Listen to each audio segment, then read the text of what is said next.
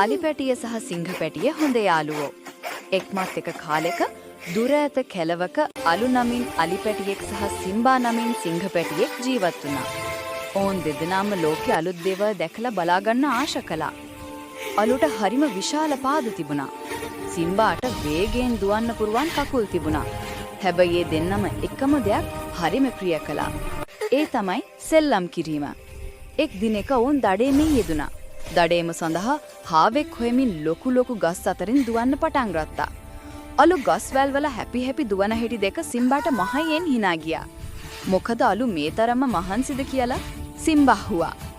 ඒත් මොහොතකට පස්සේ සිම්බා හාවෙකු පසුපස දුවද්දී වැල් ගොඩකට පෙටළුණා. ඔහුට එයින් පිට වෙන්න බැරි වුණා.